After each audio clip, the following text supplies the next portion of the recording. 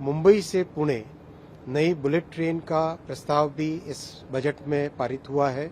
48 minutes में मुंबई से पुणे आना जाना संभव हो पाएगा।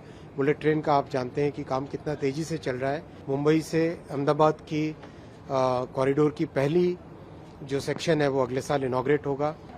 एआई डेटा सेंटर्स आज एक बहुत ही बड़ा ग्रोथ इंजन बना है पूरी दुनिया में, और एआई डेटा सेंटर्स के जो जितने मेजर इलेक्ट्रॉनिक्स कंपोनेंट्स होते हैं उन कंपोनेंट्स की मैन्युफैक्चरिंग भारत में हो, ये आज के लिए आज के प्रधानमंत्री जी के मेक इन इंडिया के प्लान के अंदर बहुत इंपॉर्टेंट पॉइंट है।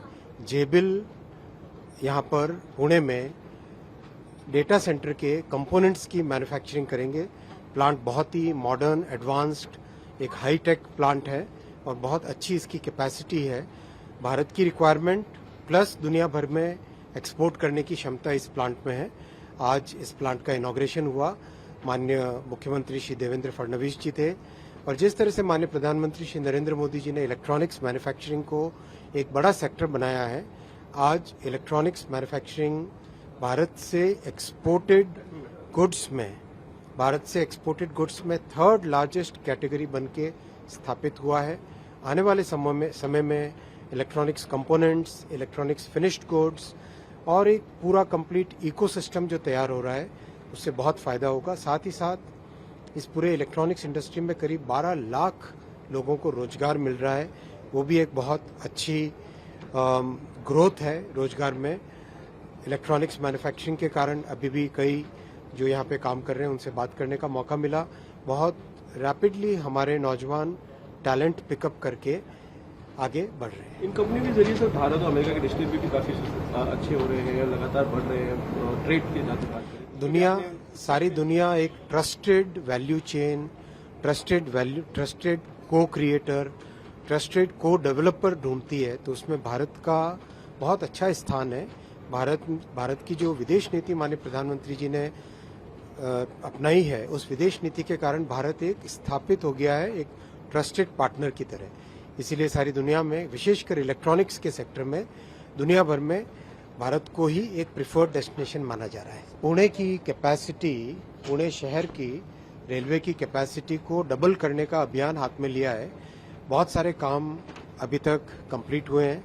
हड़पसर के तीनों प्लेटफॉर्म्स का अपग्रेडेशन फुल लेंथ, हड़पसर में 4th प्लेटफॉर्म बनाना, खड़की के प्लेटफॉर्म्स का, शिवाजी नगर के प्लेटफॉर्म्स का, प्लस आलंदी में मेगा टर्मिनल बना रहे हैं, और पुणे जंक्शन में 6 नए प्लेटफॉर्म्स का निर्माण होगा और एग्जिस्टिंग प्लेटफॉर्म्स को फुल लेंथ ले जाना। कंप्लीट पुणे एरिया की कैपेसिटी को, रेलवे की कैपेसिटी को सिग्निफिकेंटली बढ़ाने का काम चल रहा है। साथ ही साथ मुंबई से पुणे नई बुलेट ट्रेन का प्रस्ताव भी इस बजट में पारित हुआ है। That will reduce the time between Pune and Mumbai to a mere 48 minutes. 48 minutes में मुंबई से पुणे आना जाना संभव हो पाएगा। बुलेट ट्रेन का आप जानते हैं कि काम कितना तेजी से चल रहा है। मुंबई से अहमदाबाद की कॉरिडोर की पहली जो सेक्शन है वो अगले साल इनॉग्रेट होगा। वैसे पुणे से आगे Hyderabad will become 2 hours and 8 minutes की एक जर्नी रह जाएगी। तो ओवरऑल मुंबई पुणे एक हाईटेक कॉरिडोर बन के उभरेगा, जिसमें कनेक्टिविटी और बहुत अच्छा एक आगे डेवलपमेंट का स्कोप बनेगा।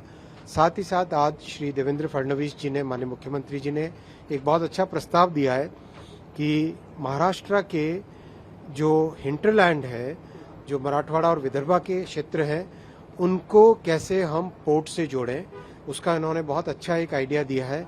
उस पर भी जल्दी काम करेंगे।